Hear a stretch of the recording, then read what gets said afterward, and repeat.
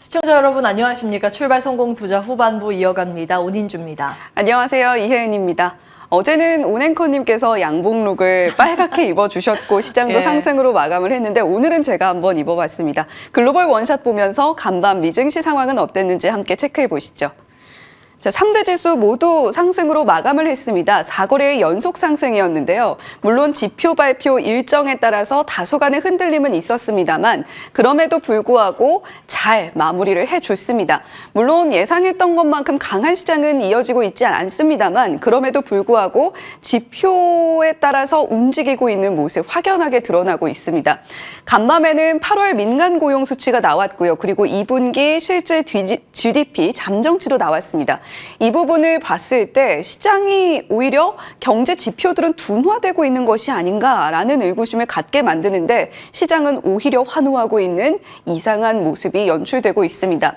국채 수익률도 안정세를 찾고 있는데요. 10년물이 2년물이 4.88%까지 장중에 내려오는 모습도 보여줬고 10년물 같은 경우는 4.11%까지 빠른 안정세를 찾아가고 있습니다. 아슬아슬한 지표 줄타기가 이어지고 있다 이렇게 표현을 해도 괜찮을 것 같습니다. 경기 둔화에 대한 우려감을 키우는 지표들이 발표가 되고 있습니다만 이제 긴축이 정말 끝을 향해 달려가는구나 라는 부분을 시장이 체크를 하고 또 받아들이고 있는 거죠. 오늘 밤에는 PCE 물가지수가 나오는데 이 부분도 상당히 중요한 지표가 될 것으로 보입니다. 연준이 최선호하는 지표로 이야기가 되고 있기 때문에 오늘 밤에 어떻게 발표가 되는지 한번 살펴보시면 좋겠고요. 애플은 올 들어서 가장 부진한 한 달을 오늘 또 맞이를 하는 모습을 보여줬습니다. 아이폰으로 좀 타개를 하려는 모습을 보여주는 걸까요? 발표 일정을 한 달여가량 앞당기면서 9월 12일에 애플워치 발표하겠다라고 계획을 내놓으면서 2% 가까운 상승폭 보여줬습니다.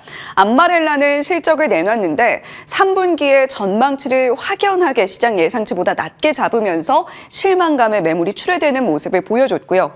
테슬라는 여러 가지 좀 이슈들이 있었는데 그 잡음 때문에 약보합권에서 마감을 했습니다. 자, 아이러니라고 네 글자로 표현을 해봤습니다. 지표는 좋지 않게 나오는데 오히려 시장은 이에 환호하고 있는 모습을 이 네 글자로 담아봤는데요. 어제는 졸트 보고서가 나왔고 8월 소비자 신뢰지수 모두 시장 예상치를 하회하게 나왔습니다.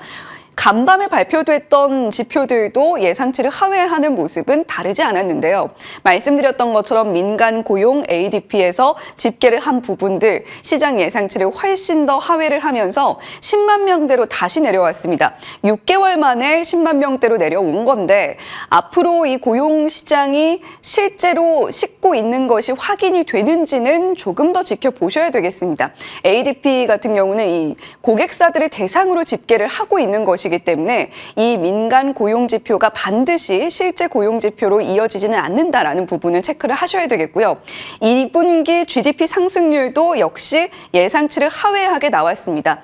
이런 부분들이 시장의 분위기를 좀 차게 만들 수도 있을 법한데 오히려 지금은 잭슨 파월 의장의 잭슨홀 미팅 이후에 지표에 조금 더 눈을 크게 뜨고 그리고 둔화되고 있는 시그널이 감지되고 있는지 투자자들이 더욱더 집중을 하고 있는 모양새입니다.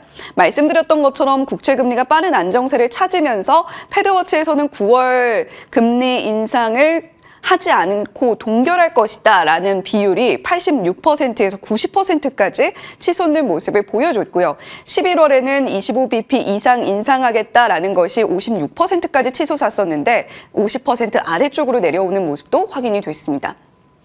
자, 인생만사 새옹지마라는 이야기가 있죠. 시장 만사도 새옹지마인 것 같습니다. 나쁜 소식이 좋은 소식이 되는 하루였다라고 한 줄 평을 내놓은 또 애널리스트도 있었는데 ADP 민간 고용과 2분기 GDP 잠정치가 시장 예상치를 모두 하회하게 나왔다라는 말씀을 드렸죠.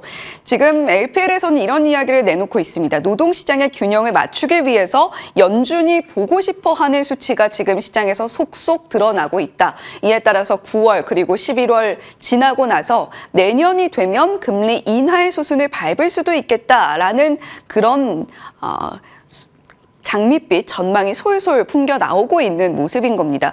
오늘 밤 9시 30분입니다. 7월 PC 가격 지수가 발표가 되는데 예상치는 3.3%고요. 이전치는 3.0%였습니다. 과연 어떻게 나오게 될지 실질적으로 물가가 둔화되는 모습을 보여주고 있는지 확인을 해보시면 좋겠고요. 러몬도 장관의 방중 일정도 종료가 됐습니다. 저희 8월 29일 당잠사에서 미국과 중국의 5월 동주라는 표현을 쓰면서 지금 미국과 중국이 한 배를 탔으나 어떤 속내를 감추고 있을까 이 부분을 짚어드렸는데요. 일단은 나흘간의 회동에도 중국이 요구했던 규제에 대한 해제 부분이 구체적으로 나온 부분은 없었고요. 미국과 중국의 간극을 확인했다라는 입장과 또 갈등 완화에 오히려 집중을 하고 거기에 의의가 있지 않겠냐라는 부분들이 이번 방중 일정을 가지고 내놓는 해석들인 것 같습니다. 일단 성과를 체크를 해보면요. 경제 무역 분야에서는 정례화된 소통 채널을 구축했다라는 것에 의의가 있습니다. 무역 현안 회의를 연 2회 개최를 하겠다라고 이야기를 했고 실제로 29일에 실무진들이 만나서 이야기를 나눴습니다만 거기서 나온 이야기들이 어떤 큰 진전이 있었다라고 보기는 좀 어려웠고요. 민간 영역에서는 양국 관계 개선의 가능성이 언급이 됐다라고 이야기를 해볼 수가 있겠는데 간밤 미증시에서 마이크론의 상승세가 가장 두드러졌습니다. 마이크론은 한국 SK 출신의 중국 인사를 관리자로, 담당자로 또 채용을 함으로써 이 양국 간의 기업들 사이에서도 점차적으로 완화적인, 우호적인 분위기가 앞으로 생기지 않겠냐라는 기대감이 속속 풍겨나오고 있는 겁니다. 자, 반도체와 전기차들도 시세 체크를 좀 해보겠습니다. 간밤에 필라델피아 반도체 지수는 0.4% 상승으로 그렇게 아주 큰 상승을 만들어내지는 못했습니다. 말씀드렸던 것처럼 마이크론이 2%대 상승폭, 엔비디아는 1%에 아주 조금 못 미치는 모습을 보여줬는데 엔비디아는 지금 중국의 수출 규제에 이어서 미국 정부가 중동에도 수출 규제를 할 수가 있다라는 이야기가 들려오면서 조금은 그 이슈는 어떻게 흘러가게 될지 체크를 해보셔야 되겠고요. 오늘은 텍사스 인스트루먼트와 암바렐라를 함께 넣어봤습니다. 텍사스 인스트루먼트는 고평가되고 있다. 지금 현재 주가는 고평가 영역에 있다라는 분석이 나오면서 좀 하락이 나왔고요. 암바렐라는 말씀드렸던 것처럼 실적에 대한 실망감으로 이렇게 큰 급락세를 보여줬습니다. 간밤에 전기차는 대체로 혼조세를 보였는데 테슬라를 필두로 해서 대체로 대부분의 전기차 종목들이 하락하는 모습을 보여줬습니다. 자, 이렇게 미국 시장 정리를 해봤는데 오늘 밤에 슈퍼문이 뜬다고 합니다. 슈퍼 블루문이 뜬다고 하는데 우리 시장에는 수익의 빨간 달이 떴으면 좋겠거든요. 예. 자, 이슈들 더욱더 체크를 해볼까요? 예, 들어가겠습니다. 오늘은 자율주행으로 시작하겠습니다. 어제 시장의 상승률 최상위 테마가 바로 자율주행이었거든요. 내용 보시죠. 시장에서 왜 이렇게 주목을 받았는가 거론되는 기사는 두 가지 정도가 됩니다. 현대차에서 연말까지 시속 80km의 자율주행 레벨 3 상용화 계획을 밝히면서 이목이 좀 집중됐는데 그 이전에는 미국에서부터 들어온 소식이죠. 테슬라 어제도 전달해 드렸습니다만 H100 만 개가 설치된 AI 클러스터 출시 예정이라는 오펜하이머의 투자 노트가 공개가 되면서 시장에서는 이거 테슬라 차량을 위한 자율주행 학습을 위해서다 해석이 됐습니다. 두 가지 공통 분모가 자율주행이었죠. 그러면서 시장에서 자율주행 테마군들이 일제히 급등을 했는데 그 안에서 현대오토에버는 역사적인 신고가를 경신했습니다. 자율주행의 단계인데요. 지금 레벨 3 현대차 목표는 여기 연말까지고 현대차도 마찬가지고 테슬라의 최종 목표는 완전 자율주행 레벨 5입니다. 그리고 정부의 내년이나 내후년의 목표는 거의 레벨 4에 맞춰져 있습니다. 3단계부터 손을 뗄 수 있지만 3단계는 그래도 보면서 손을 떼야 하는 거고 완전히 모든 것, 눈과 손을 다 뗄 수 있는 게 레벨 5다 이해를 하시면 되겠습니다. 그래서 아무래도 이제 전장 부품에 대해서 관심이 쏠릴까 해서 서플라이 체인을 다시 한번 준비해 오긴 했습니다. 자율주행차라는 건 사람이 운전자가 손과 눈을 뗄 수 있기 때문에 자유롭죠. 그래서 그 안에서 여러 가지 인포테인먼트를 즐길 수 있습니다. 디스플레이 넓어지겠고 다양한 소프트웨어도 들어가겠죠. 그리고 혼자 차량이 운전을 해야 하기 때문에 눈의 역할이 굉장히 중요합니다. 차량용 카메라 관련 기업들 나와 있습니다. 전장 부품 기업들이고 소프트웨어 쪽은 사실은 우리나라가 그렇게 이제 미국이나 다른 국가에 비해서 아주 월등하게 앞서고 있는 부분은 아니라서 기업들이 많지는 않습니다. 현대오토에버나 오비고 정도. 자, 이건 이제 산업적인 측면인데 과연 어제 자율주행차의 급등세가 산업적인 측면만 있었을까? 여러 가지가 추측되는 정황이 있어서요. 정리를 하나하나 보겠습니다. 다각도로 이 부분을 분석을 해볼 텐데요. 수급으로 한번 볼까요? 8월 11일에 MSCI 8월 리뷰 발표 당시에 이 말씀을 드렸습니다. 편입됐던 기업들 정리해드리면서 이번에 편입 기대감이 있었지만 편입이 불발됐고 그 이후에 11월 편입 기대감으로 볼 수 있을 만한 기업들 현대오토에버와 포스코 DX 등을 그 당시에 정리해드렸습니다. 그때 화면이고요. 포스코가 5월에 실패했다가 8월에 성공했기 때문에 가능성이 높은 쪽이 현대오토에버라는 점 체크해드렸습니다. 그래서 이에 대한 패시브 자금 유입이 지금부터 나타나고 있을 가능성이 있습니다. 또한 8월 14일에도 좀 정리해드린 건데 그때 2분기 우리나라 실적 발표가 다 마무리되는 구간 생각보다 좋은 실적을 낸 기업이 무엇인가를 순위별로 정리를 했습니다. 서프라이즈율 상위 배열인데요. 보시면 여기에서 4위가 현대오토에버입니다. 생각보다 성장률 84% 좋고 생각했던 것보다 실적이 40%가량이나 좋았습니다. 실적도 된다는 거겠죠.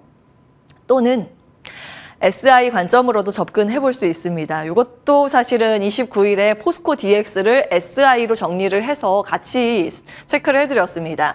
SI 통합 쪽에서 두 가지 종목이 신고가가 나오고 있다는 점, 포스코 DX와 삼성 SDS, 그리고 어제를 기점으로 현대오토에버를 추가해야겠죠. 각각 포지션들이 다릅니다. 2차 전지 중심, 현대오토에버는 전기차 중심이지만 SI로 보면 생각보다 많은 기업들이 신고가를 달리고 있다. 그럼 이런 관점도 같이 정리를 해보셔야겠죠.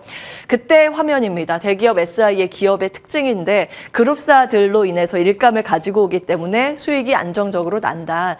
다만 내부 거래 비중이 높기 때문에 거의 이제 80% 이상 내부 거래거든요. 그렇기 때문에 최근 들어서 SI의 움직임 보시면 대외 사업을 확대하고 있는 움직임이 있습니다. 정리해드렸습니다. 거기에 해당되는 기업이고요. 어디에 초점을 맞춰서 돈을 들이느냐 이것도 또 한 가지의 번외지만 투자 포인트가 될 수 있습니다. 어디에 초점을 맞추는가? 대략적으로 AI, 클라우드, 물류 로봇 자동화에 맞춰져 있다는 점 표를 통해서 그 당시에 같이 체크를 해드렸습니다. 그래서 지금 SI뿐만 아니라 이쪽도 시장의 주도 테마군이 형성이 되고 있죠. 시장에서 분류하고 있는 SI 관련 기업들이고 대기업 중심, 어제 상승률 상위 배열이고요. 중소기업 중심의 상승률 상위 배열 기입을 해봤습니다. 참고 정도만 하시면 되겠고요.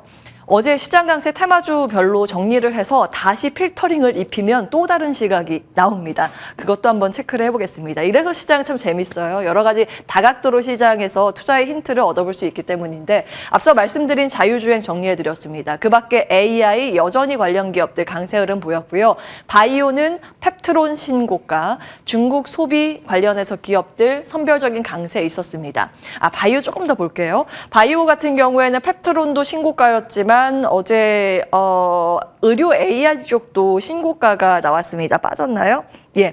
그래서 여전히 이제 헬스케어 쪽에 한 가지의 트렌드는 비만 치료제하고 의료 AI라는 점을 확인해 볼 수 있습니다. 어제 비만약 테마로 신규 편입된 종목이 있어서 그 내용들 기입을 해봤고요. 올릭스입니다. 박셀바이오는 상한가로 직행을 했는데 임상 관련 데이터 기대감 모으고 있고요.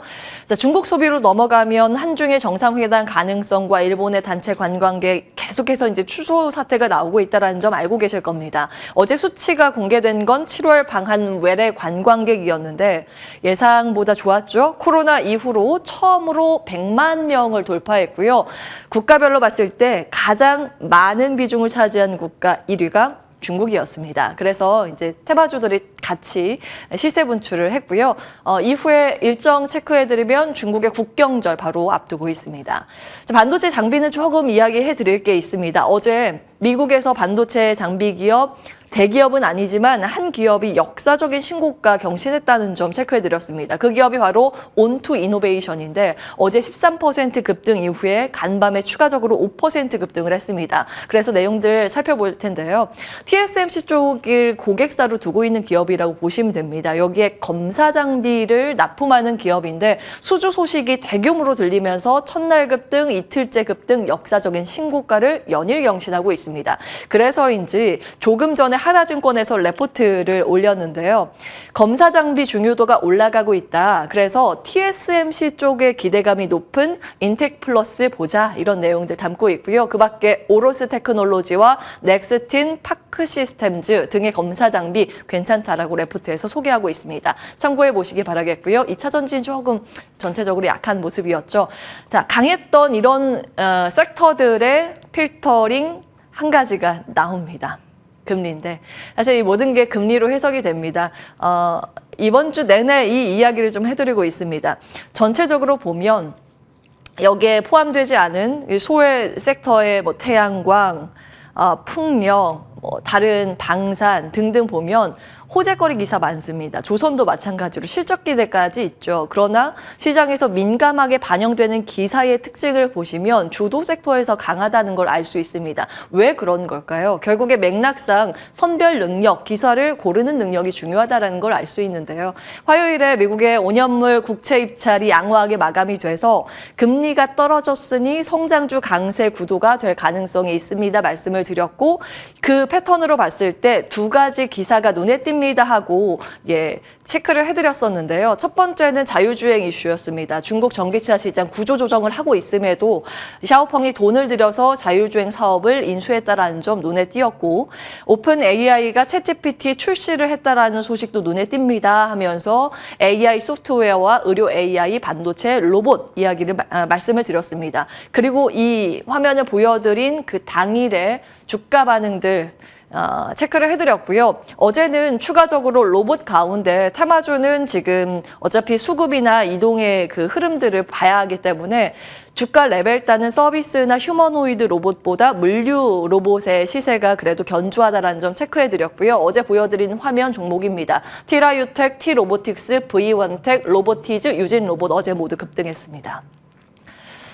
자, 그래서 이제는 금리를 계속 이제 체크를 해 보시면서 이 시장의 결이 연속이 되는지를 보셔야겠죠. 그래서 간밤 미 증시 내에서 볼만한 내용들 정리를 해봤습니다.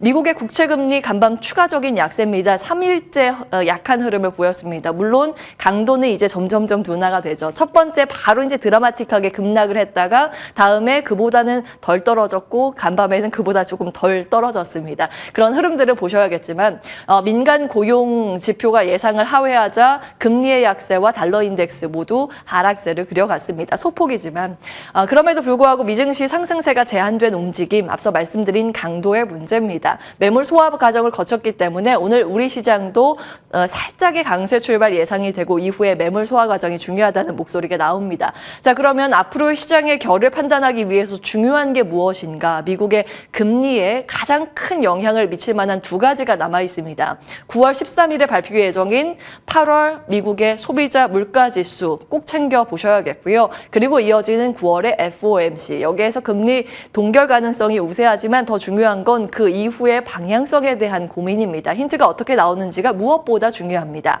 그리고 당장 오늘부터 우리 시장에서 봐야 할 이슈 두 가지를 좀 추려보면 오늘은 MSCI 분기 리뷰 있습니다. 리밸런싱이죠. 오늘 종가 기준으로 리밸런싱 되고 다음 거래일부터 편입된 종목들이 거래가 되는 겁니다. 그래서 세로 뉴스가 되는지는 보셔야겠지만 에코프로와 한화오션, JYP 엔터, 한미반도체가 신규 편입 종목입니다. 다시 한번 체크해드리고요. LG 에너지 솔루션은 유동 비율 증가 있습니다. 수급 같이 보시고 오늘 이벤트 내러티브 측면에서는 중국의 첫 크루즈선 제주도 기항 일정이 있습니다. 제주도에 호텔 가지고 있는 롯데 관광개발의 주가 같이 체크해 보시면 되겠고 내일은 8월 무역데이부터 우리나라 거 꼭 보셔야겠습니다. 4분기의 관점으로 한번 정리를 해보겠습니다. 이제 검증의 변수, 속도와 강도 측면인데 미국은 경기, 물가, 시속 게임이 탈피가 되는지 여부, 중국은 디플레이션, 마이너스 물가 이제 탈피가 되어죠. 어느 정도 안정화가 나와야 합니다. 그것은 결국 우리나라 수출 회복의 속도와 강도를 결정짓는 요소이기 때문입니다. 우리나라 내부적인 것만 보면 3분기, 4분기 실적 전망 합리적으로 추정치가 나오는지 여부인데 기본 가정은 그거죠. 올해는 조금 힘들 수 있지만 내년에 글로벌 경기가 회복되고 내년에는 미국이 금리 인하를 할 가능성이 높다라는 게 중론이죠. 그 사이까지는 여백이 있습니다. 진통 과정 어떻게 봐야 할 것인가. 대신증권에서는 이 박스권 장세 일단은 예상을 해야 한다. 2,400 내려갔을 때는 매수하고 2,700 가까이 올라갈 때는 매도하는 트레이딩 관점 이야기를 하고 있는데요. 그럼에도 주도주는 변하지 않는다라는 관점에서 주도주 안에서 놀 필요가 있다라는 그런 관점입니다. 반도체와 전기차, 2차 전지, 신재생 에너지와 조선 이야기를 여기서는 꼽고 있습니다. 이 안에서 신재생 에너지가 뭐 여러 가지가 될 수 있겠습니다만 오늘 특히 많은 기사가 올라오고 있는 쪽이 원전이기 때문에 그 점도 같이 참고해 보시면 되겠습니다. 당잠사였습니다.